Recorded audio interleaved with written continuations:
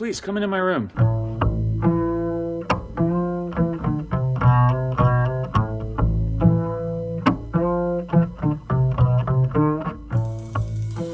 Welcome back to the MUstaSH Room. I'm your host, David Ben. We have another great episode of the podcast. We actually get a return visit from Amanda. This time we also talked to her business partner, Boris. They're in Spain getting ready for an 8-day retreat and had an opportunity to chat about ayahuasca and how they use plant-based medicine for healing. Also, we get a visit from my sister. My cynical sister drops in to talk about Mario and how she feels Luigi was marginalized throughout the entire Mario Brothers saga. Also, the role of mushrooms and how the mushrooms in the game actually mimic some real-life mushrooms and effects, which is kind of cool.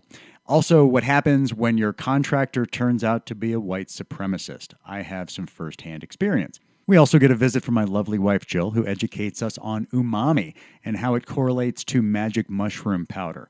And last but not least, we debut the newest song about our questionably behaved cat, Don't Eat That Mook. This is episode 18 of the MUstaSH Room podcast. I am your host, David Ben. Hope you enjoy. Here you go. Amanda, how are you?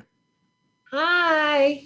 Thanks for having us. Yeah. Of course. Thanks for being here. Where are you in Spain right now? In the south, in Marbella.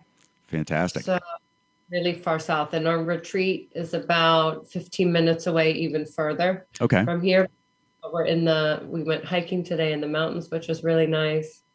And our shaman arrived yesterday from Ecuador, so he's here, which is good. Fantastic. Yeah, it's really good. How big is your group?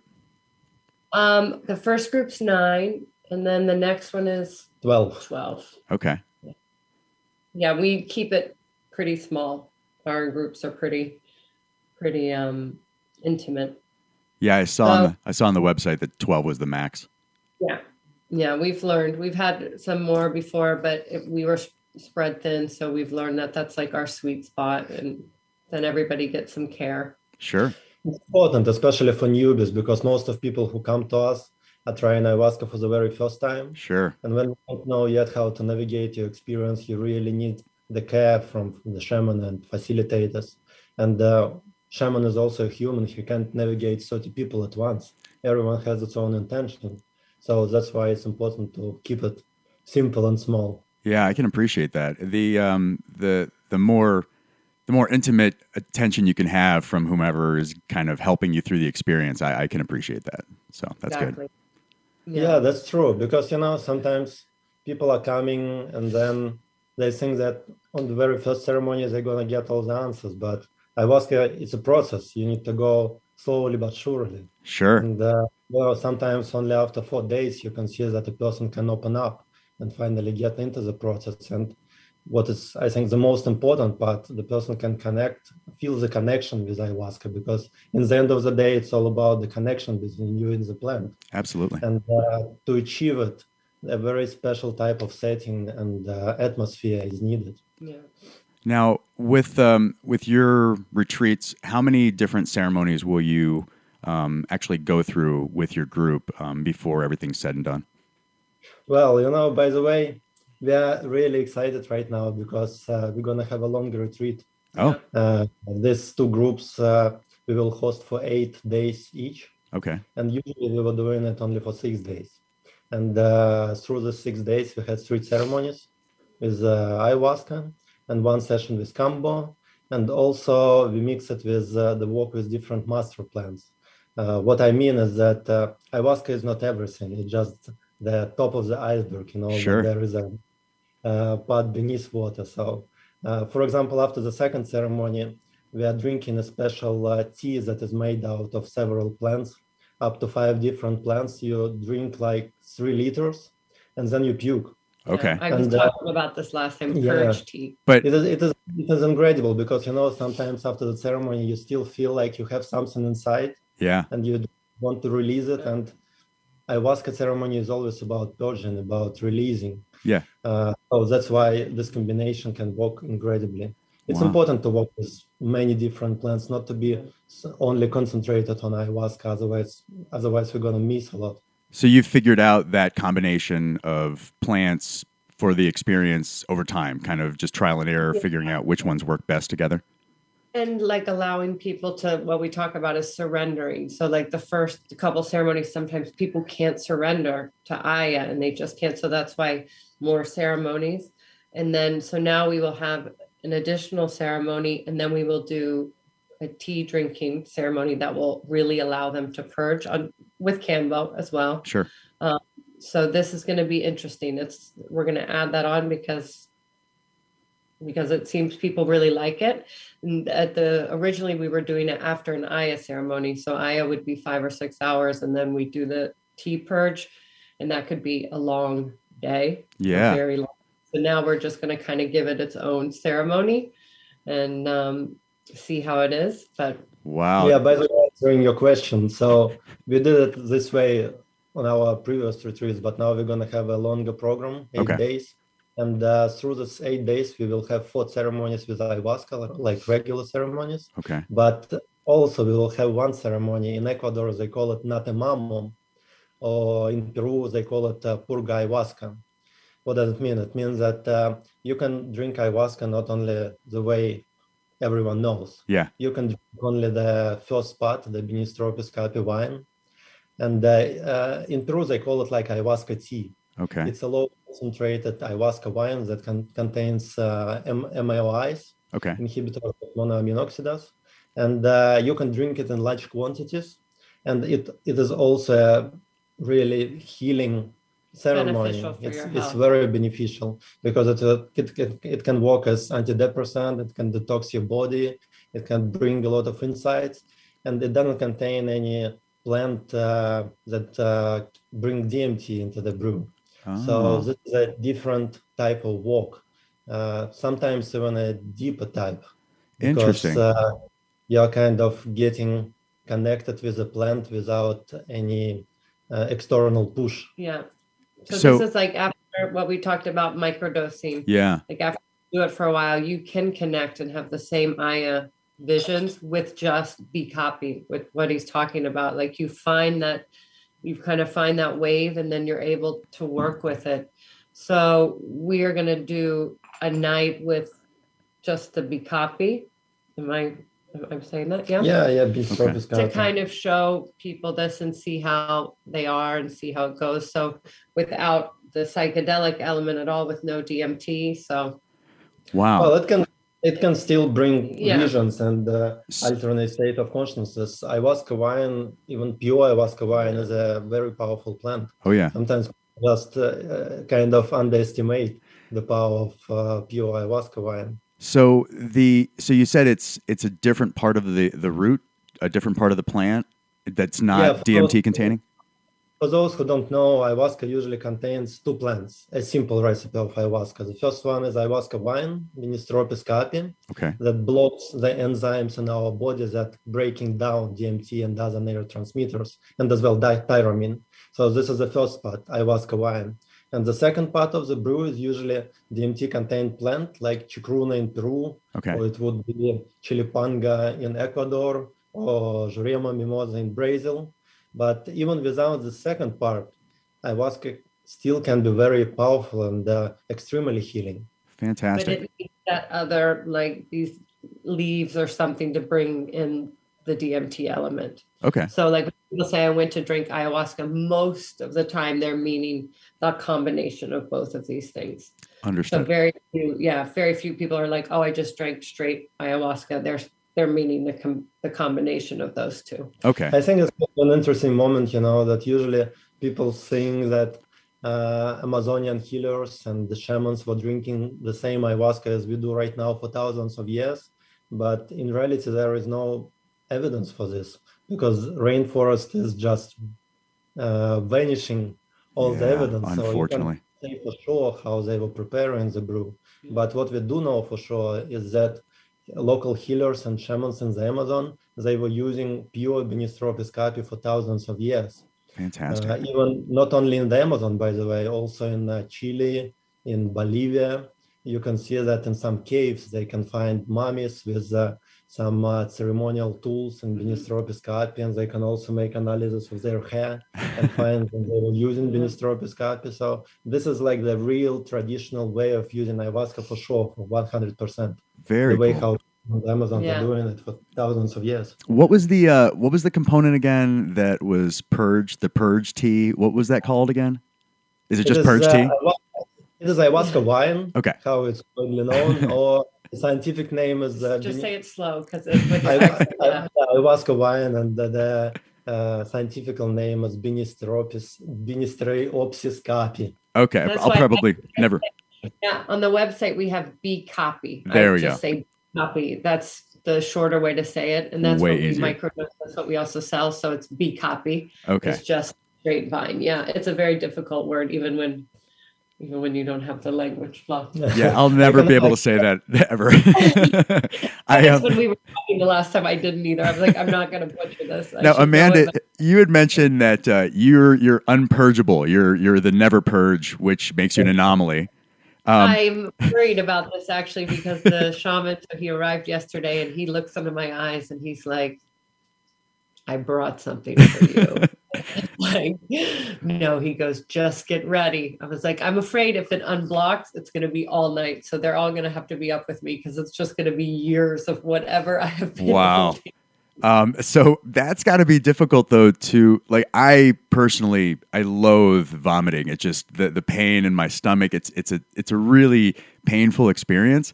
So how do you get people in the right mindset knowing that they're absolutely going to purge? That's the whole goal of the experience. It seems very intimidating. Yeah, I think that's the biggest fear that everybody has, like right before, because I'm normally checking in. And what I do tell them is the next day you will laugh that was even a concern because it ends up becoming like such a normal part of it. But, it's going in this together. We remind them that this is like a part of it. So you should kind of be excited if you're purging because she's getting ready to work with you. Like this is, so this moment, and you can feel better afterwards. Okay. Also with purging, I found personally and with some others that you feel, sometimes you can get into that really quickly into that Aya space and you can feel alone. But sometimes if somebody purges next to you or makes a noise, you remember that like you are a part of this group, like you're all together. And so it can be very comforting, or it sounds like the jungle. We've had a shaman say, so it can be like a jaguar is like walking in like water, things like that. So yeah, I think a lot of women are worried about that, or the bathroom or things, but after the first night, it's just a part of it. It becomes, it becomes nothing. And you get back. Sorry. Don't worry. In my experience, I just know that preparation is key for great results. And nowadays, a lot of people contact me and they feel confused after ceremonies. They don't know if something went wrong, was their experience normal or not. And it's happening only because they didn't have enough preparation before they stepped into the fire and drank ayahuasca. Yeah. That's like two sides of the ceremony that sometimes we do not consider, the preparation and integration. So if you prepare people in the right way, everything gonna be great. So what ayahuasca is doing, ayahuasca is reorganizing our physical body, our mind, and our spirit. But to do this reorganization, you have to purify yourself first. And once you're able to release stuff, when you're able to purify yourself, then you can make this reorganization. So purging is a part of the process. Without purging, it's very difficult to feel purified. That makes sense. To release things. So this is just emotional, physical, and spiritual purge. Okay. And there are different types of purging. So it's the traditional is throwing up, but you can also purge out the other end. Okay. There's sweat purging. So some people like that. I'm one of these people that I will just start dripping in sweat. Like it's coming out. So there are different types. But yeah, it's a big part of it. And people are afraid of it. Like nobody wants to sit there. You get very few people that are like, yeah, I can't wait to throw up. Right. But the better your diet is before, and like the more gentle it can be, and the more ready that you are for this. So like if you really follow it, your stomach is clean, your body is clean, you've shown respect to the medicine, then it can really help quite a bit. It's in a way the same as when you're entering a temple in some religions, before you enter the temple, you have to wash your feet. Okay. It's kind of the same with ayahuasca. Before you enter the world of ayahuasca, you have to wash yourself. You have to Understood. purify yourself. And purging is exactly the part of this process. I love You that. purify yourself physically and do not bring your own shit into the world of ayahuasca. I love it. Now, Amanda, people that listen to the last episode, they're familiar with you. Please introduce yourself to the. I just was like, get in here. Yeah. Please introduce yourself. Yeah, my name is Boris. So I'm a founder and facilitator for APL Shamanic Journeys Retreats. And I started my journey with ayahuasca in 2014 when I first came to Peru. And through these years, we were kind of obsessed with the idea of using this traditional knowledge to show people that there is a way to connect with plants and to feel through this connection, find happiness, health, balance, harmony. And well, when I came back from Peru, I didn't start retreats right away. I had a company in my home country, but eventually, we were just me and my partner, my business partner. We were so magnified by the miracles that this miraculous changes that ayahuasca was doing for people around us before, because a lot of people after we came back also came to Peru, and we brought a shaman to our home country. So we were always connected with the tradition, and we were visiting Peru for many times. And first we started with ceremonies, but then we started to pass shamanic master plan dietings with sacred plants, with teacher plants.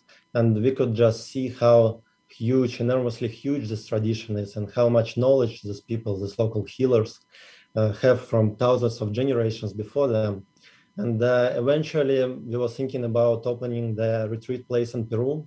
But because of some things, it was postponing.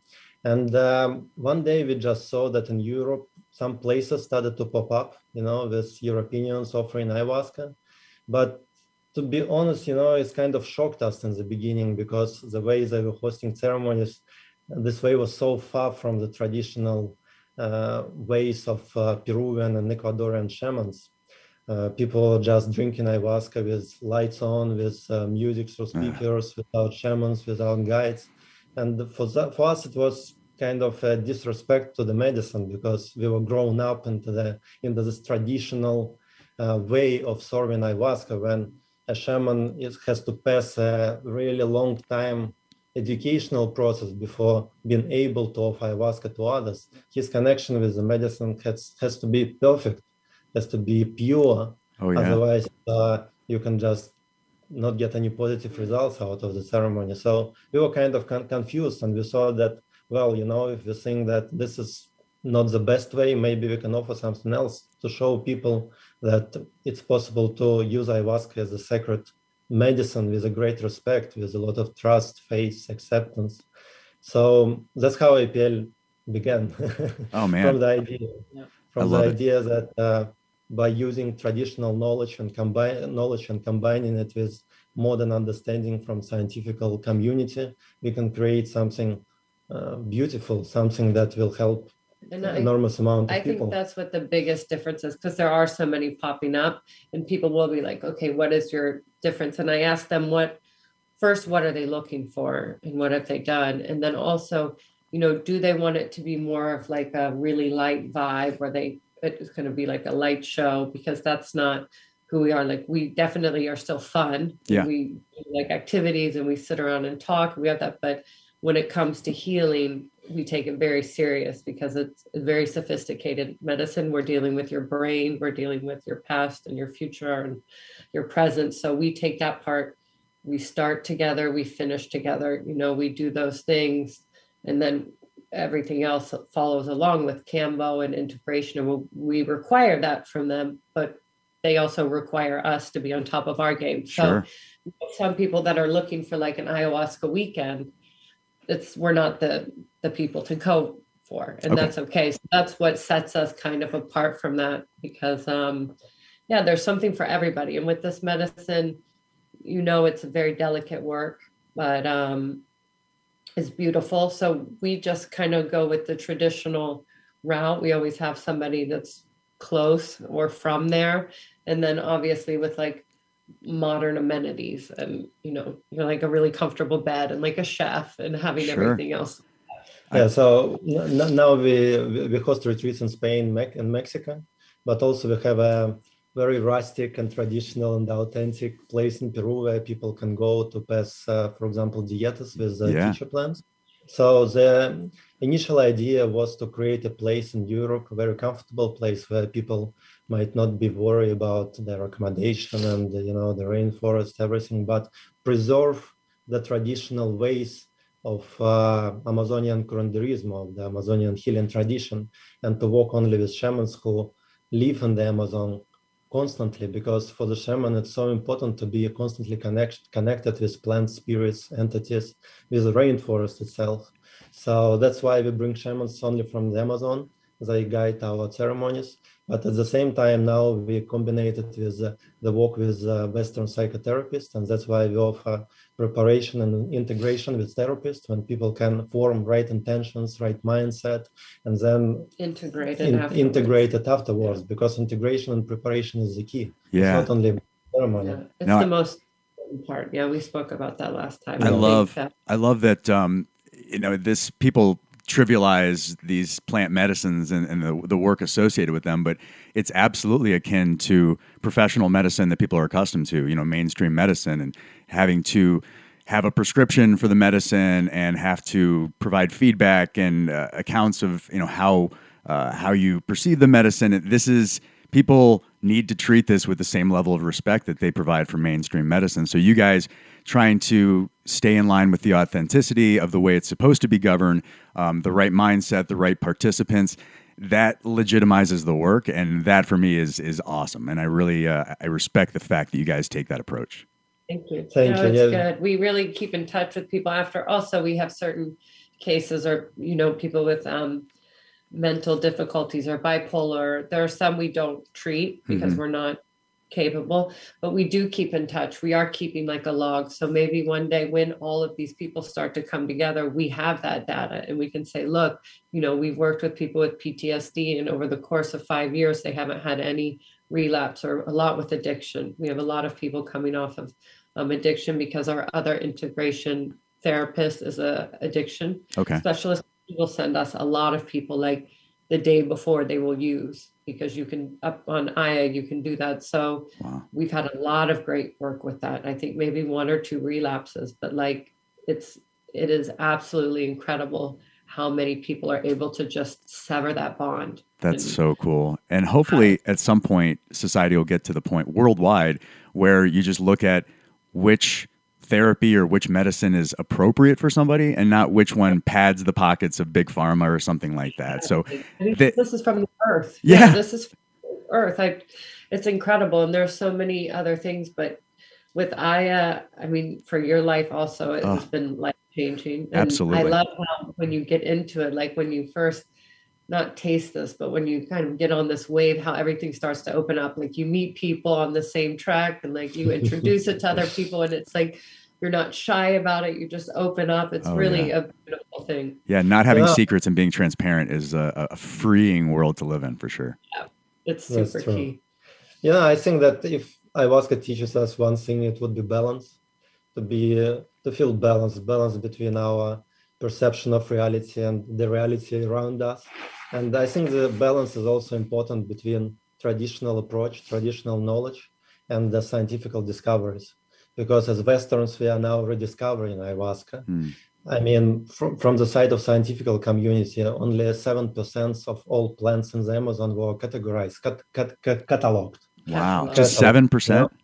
Yeah, that's why when you're there, you feel like there's a whole hospital, like every disease has a cure there. When we were on the boat, I'm like, it's insane. Yeah, so that's why, if you're going to underestimate the traditional approach and knowledge from traditional shamans, I think that we will miss and lose such an important, vital part of the whole process.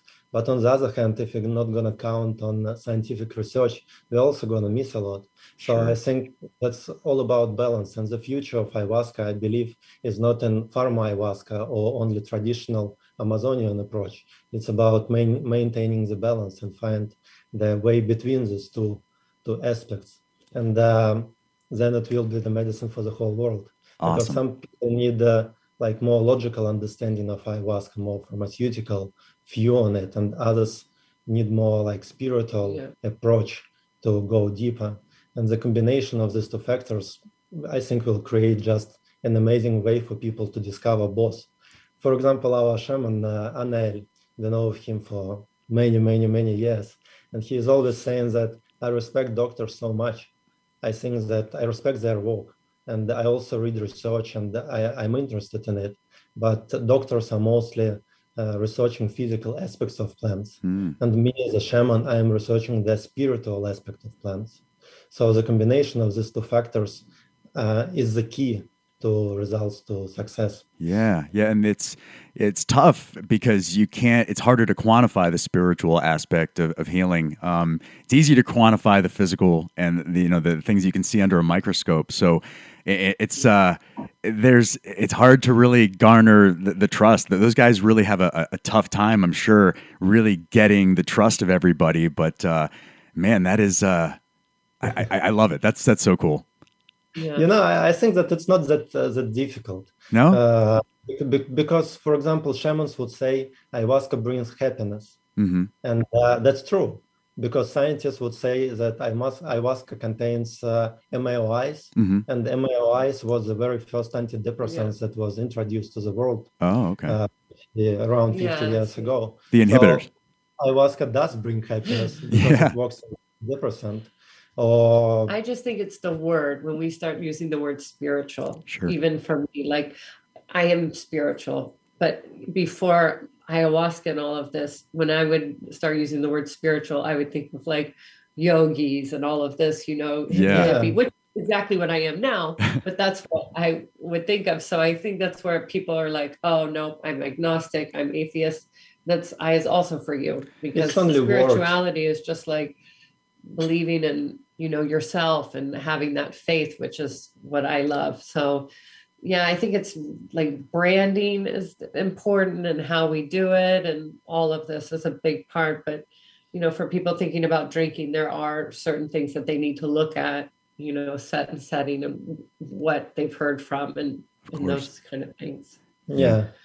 I think it's important not to be too much concentrated on specific words, because shamans would tell you about spirits and scientists would tell you about compounds in ayahuasca.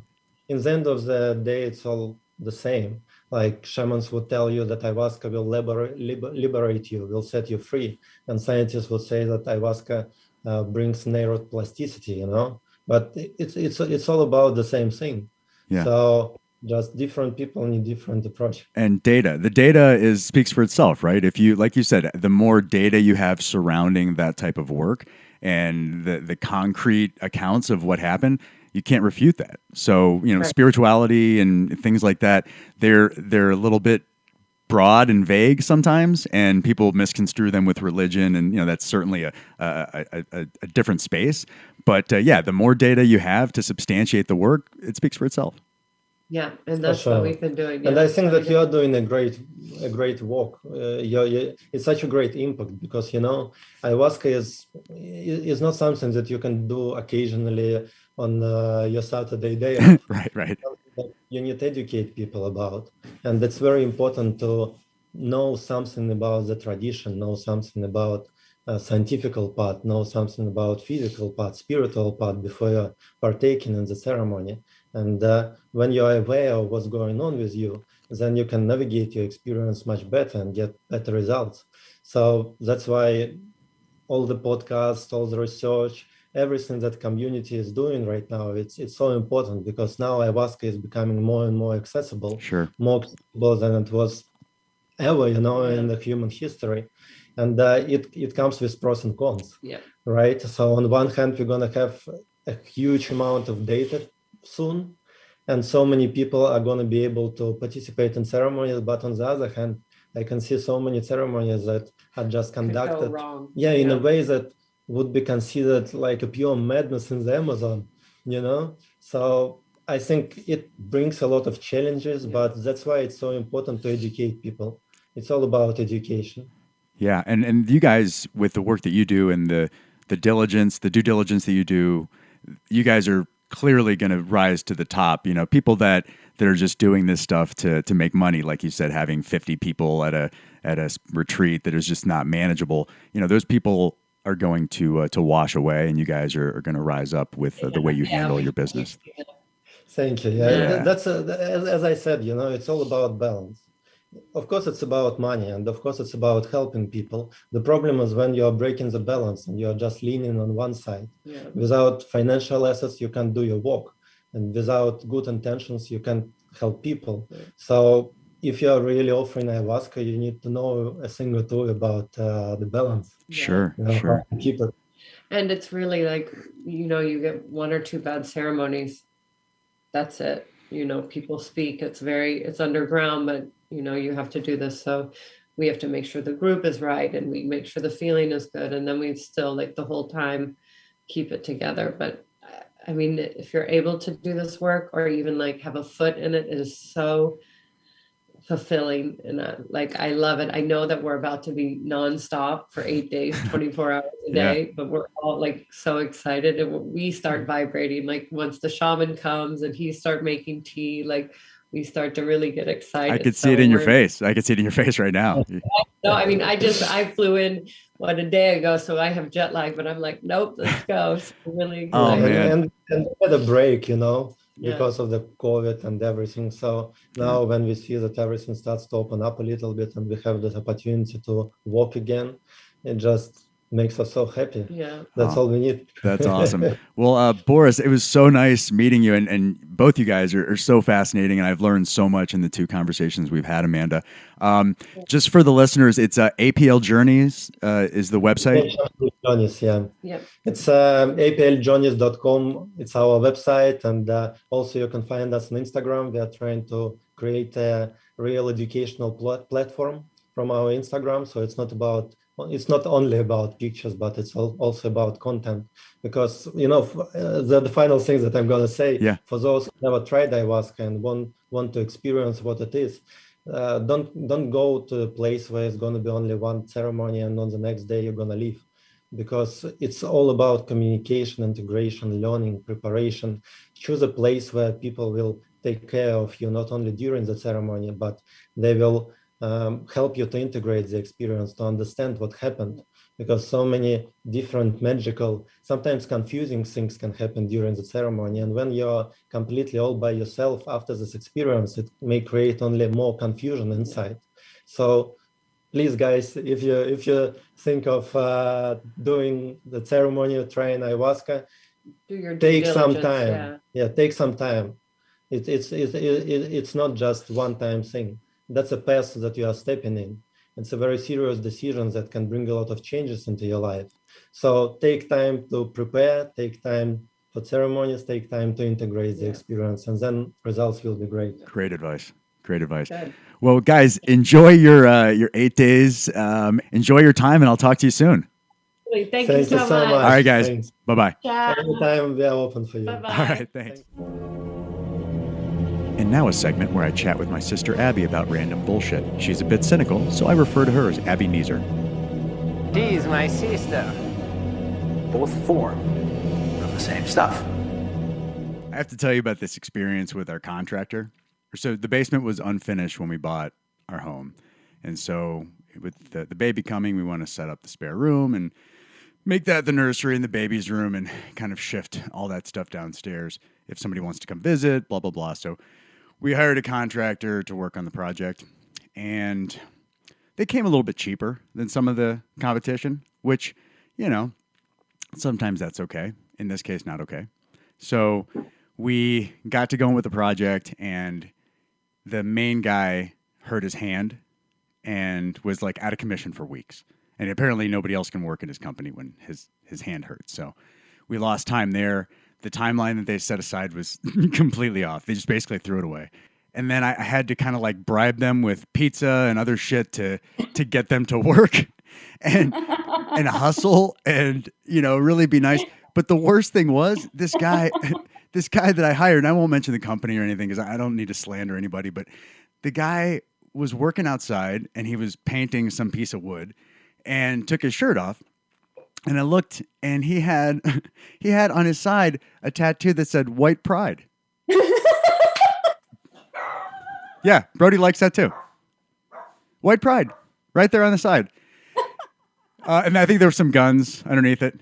You know.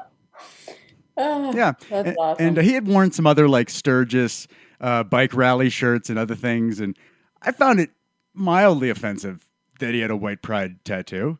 Mildly, Yeah, mildly. So I said, "Hey, man, first of all, put your shirt back on because I don't need to advertise that you're with me in any way. Second of all, I'm kind of sensitive about that stuff. My grandma is a Holocaust survivor, and it just is completely inappropriate." And I said, "I realize that some may deem white pride not as severe as white power, but they're kind of synonymous with one another. So white nationalism is white nationalism." And so he said, "What the fuck" in his head, and was like, "Okay, put his shirt back on." And for the rest of that time, I just couldn't respect this dude, knowing that he was somehow affiliated with neo-Nazism. I mean, the lack of work ethic combined with the white pride, I mean, it's just not a respectable combination. No. And I could just picture him, with bear spray and a Trump flag in front of the Capitol. So the end result is the basement finished, or is Oh, yeah. still... So back to that, right? So I spent about 26 grand on the project with this contractor.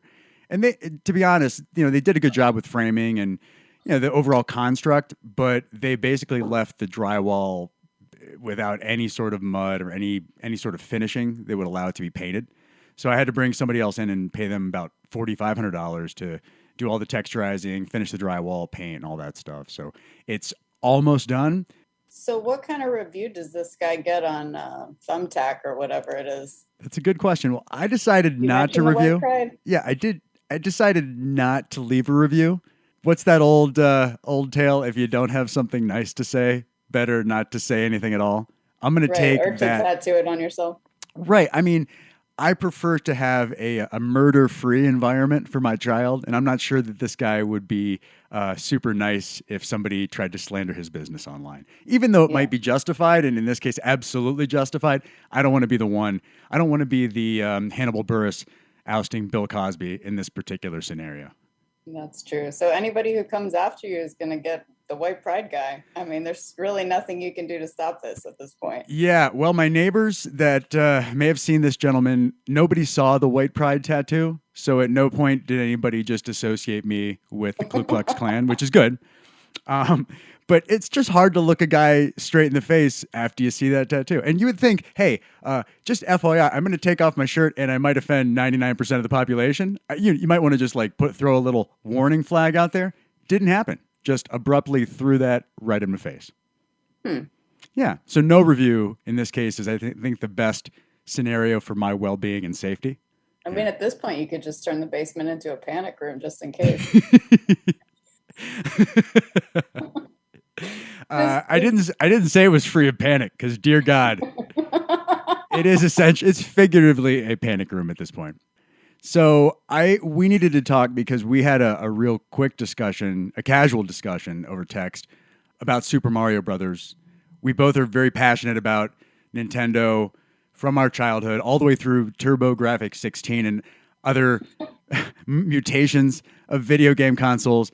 But Mario's pretty near and dear to our heart. And you had some really deep thoughts on the Mario saga, if you will. And I wanted to kind of bring you on it and just discuss that with you to just get it off your chest. There's where do you begin? Take your time. Take your time. I did a lot of thinking about Mario and Luigi's dynamic. But I mean, I know you wanted to talk more about the mushrooms. So no. This is a mushroom-based podcast. Just consider it in the mushroom realm. All right, so let's start off with the whole Mario Brothers dynamic, because I was thinking one day I was playing Super Mario World, and I just realized, I'm like, this game is called Super Mario Brothers, and there's a Mario and a Luigi. Where's Luigi in this? Who came up with this? Was it Mario? Clearly it was Mario. A little bit of narcissism there.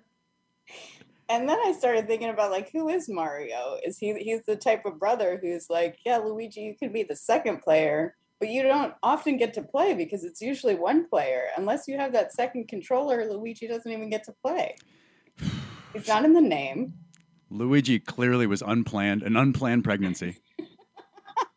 His parents didn't even consider Luigi. I mean, his clothes are basically Mario's hand-me-downs painted green. That's all he gets. You know, I don't want to get too deep here, but I felt a bit of a kinship with Luigi, you know? Oh, I see where you're going with this. You know, I don't want to get ugly here, but, you know, I think we both know what the dynamic was in our family. You were clearly the Mario. First of all, you're welcome, because it inspired this conversation. Yeah, I mean, I think Luigi ultimately feels left behind. He was never showcased, but you know, every Batman has his Robin, and sometimes Robin's okay with that role. So, I mean, do you know Luigi deep down, maybe he's okay being in the sidecar? I feel like Luigi's coming to terms with it. Well, I mean, Luigi clearly has more therapy than Mario.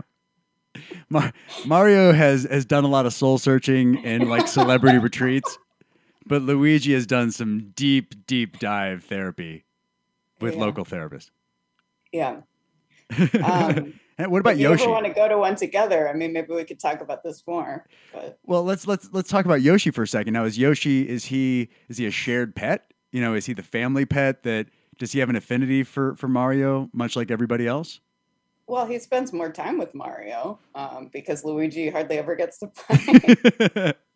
So he doesn't even recognize Mario sometimes. Yeah, I think he'll hang out with Luigi when he has to, but there are different colors of Yoshi, and I really feel like I need to talk about that. Are they driven by Yoshi's emotions at the time? Yoshi's emotion. Oh man. I mean, I don't know. This is just a personal opinion. Could be hotly contested, but I believe that the blue Yoshi is the superior Yoshi. Okay, as opposed to what's the normal? Is it green? There are a couple others that are just pointless. I mean, the yellow one, it stomps down, and then I guess it kills stuff when it stomps. And then the red one breathes fire. And then the green one is just your standard Yoshi. But Right, the blue one, de facto Yoshi. yeah, I try to get the blue Yoshi as quickly as possible in Super Mario World. Okay. So it's like the pink starburst. If it was all pink starburst, if it was all blue Yoshi, we'd all be happy. Basically. Okay. I mean, anything he swallows, he can fly.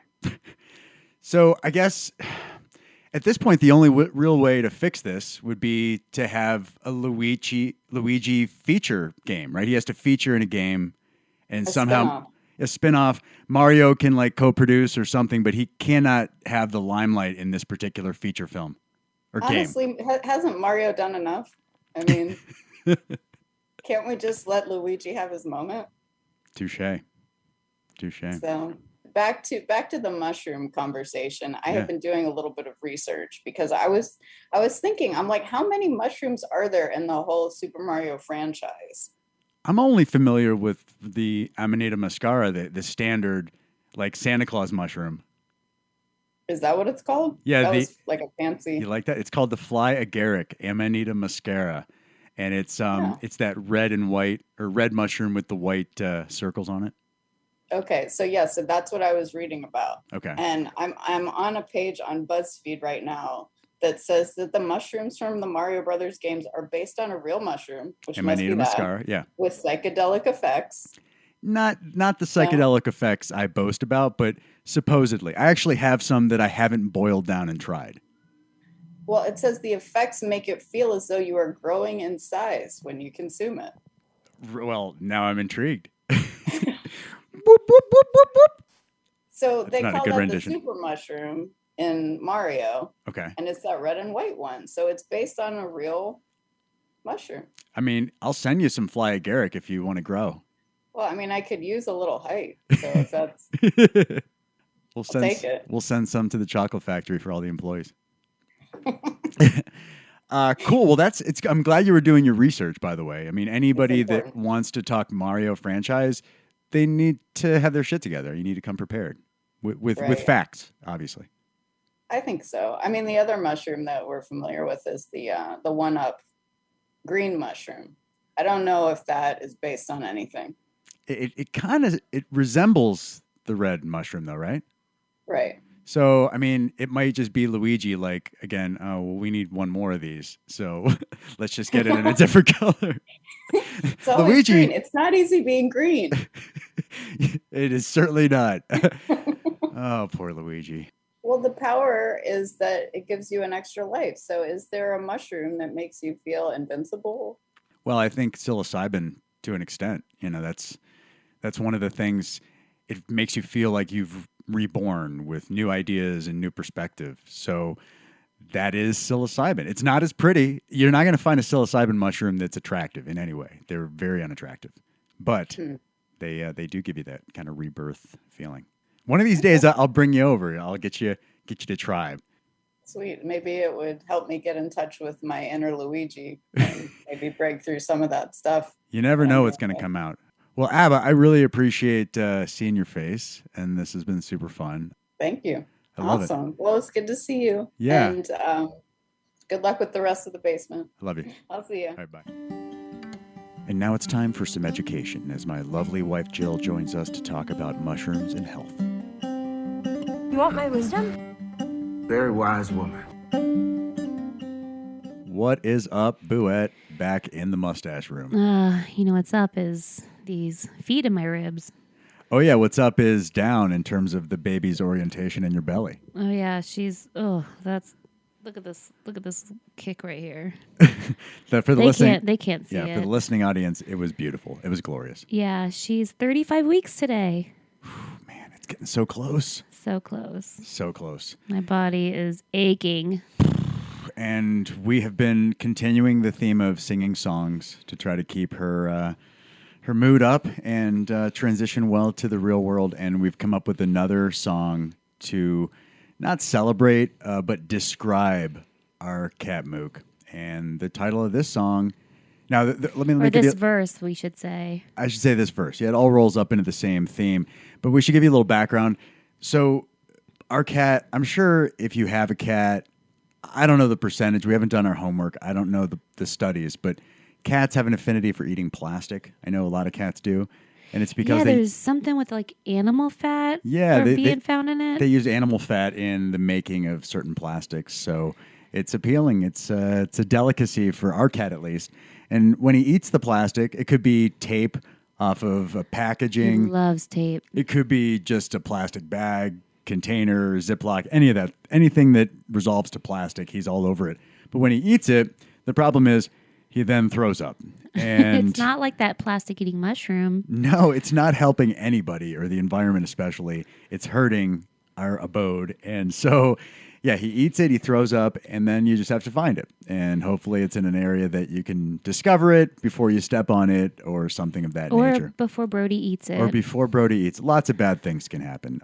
Stumbling upon it without physically coming in contact, that's the best case scenario. Yeah, and you know what? It's always a crapshoot because it looks like diarrhea.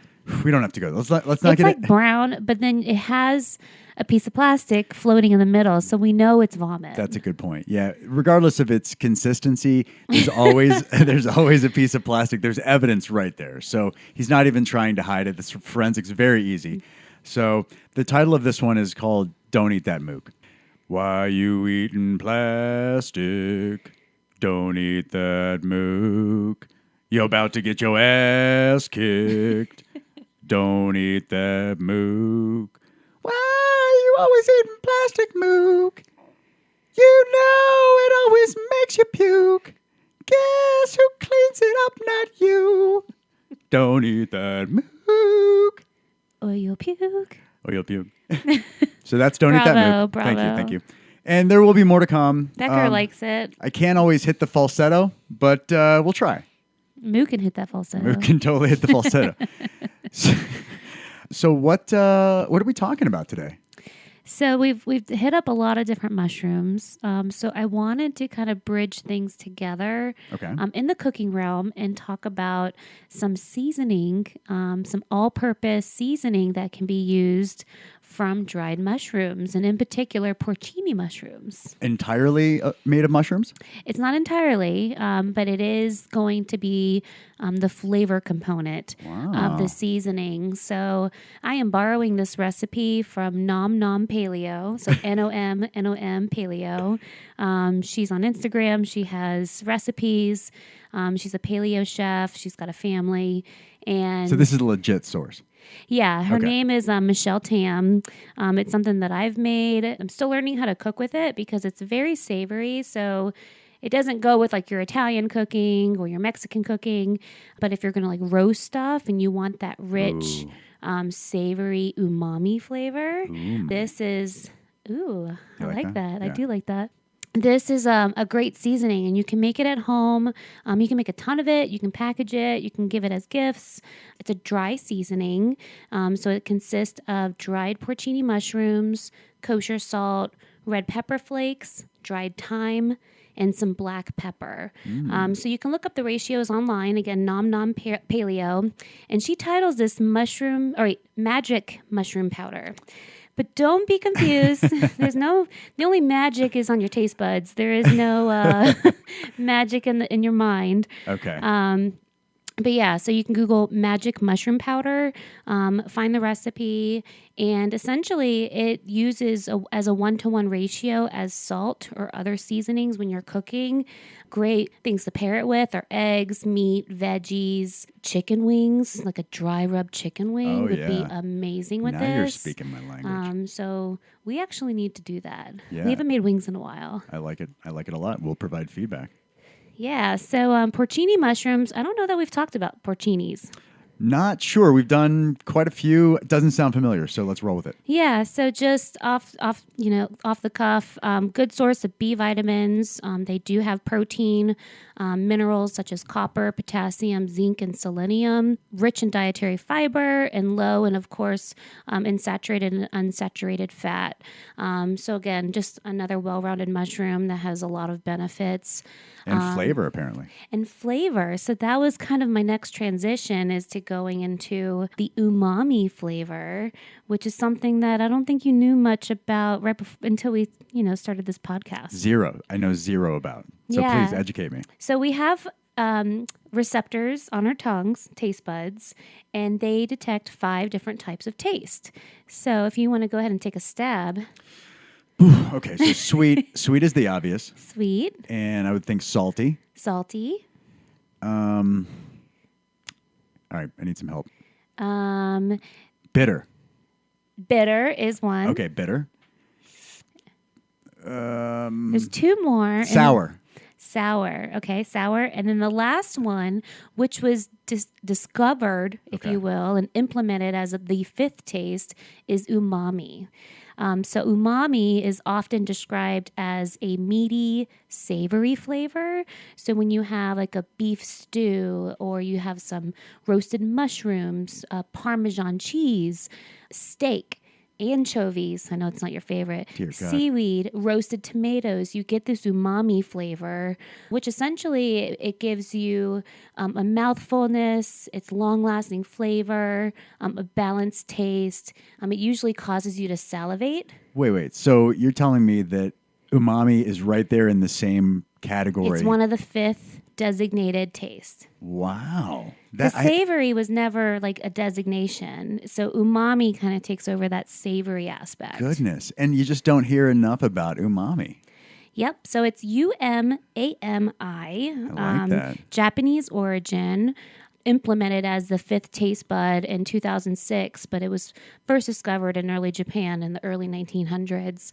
And it comes from They've discovered that it comes from the amino acid glutamate, which, if you've heard of MSG before, monosodium glutamate, the MSG, basically when Chinese add the MSG powder. Wait, when people make Chinese food. Well, traditionally, that's what it's associated with. Okay, gotcha. Essentially, it's like a sodium bomb, if you will. Sodium, like a sodium flavor bomb.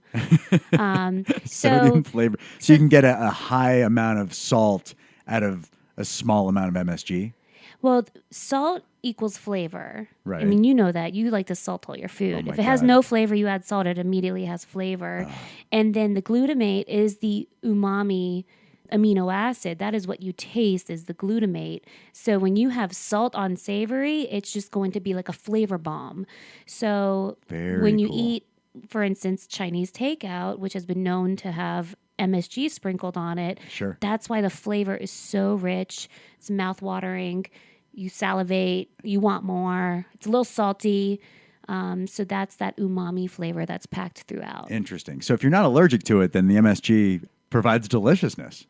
Yes. Like and very, like cashews and peanuts for those of us that aren't allergic. yeah, Delicious. and I want to say the allergy to MSG is very, very like mild.